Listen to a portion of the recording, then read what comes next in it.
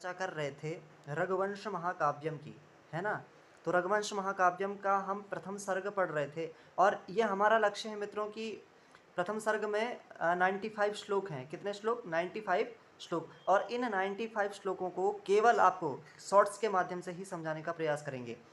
कोशिश करेंगे कि पहला सर्ग जल्दी समाप्त हो जाए, फिर दूसरा सर्ग का भी प्रयत्न करेंगे। तो हमारे 23 श्लोक कंप्लीट हो चुके हैं मित्रों, अभी है 24वां श्लोक। क्या कह रहे हैं कालिदास जी? आइए पढ़ते हैं।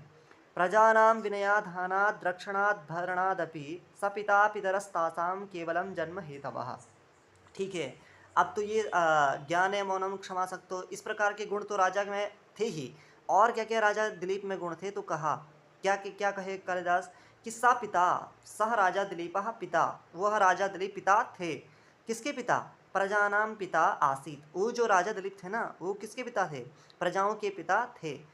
और अब कहा कि भाई पिता तो ये हो गए, और उनके जो असली पिता हैं वो, तो कहा कि तासाम प्रजानाम पितरः केवलम जन्म हेतवः।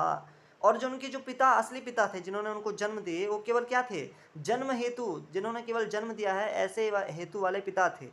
क्यों राजा को पिता समान कह रहे हैं कालिदास? तो कुछ न कुछ विशेष होगा ही। क्यों थे?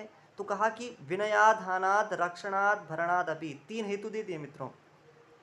एक ही हेतु देते तो शायद काव्यलिंग हो जाता, लेकिन यहाँ क्या है? तीन हेतु दिया था, समुच्चय अलंकार हो सकता है।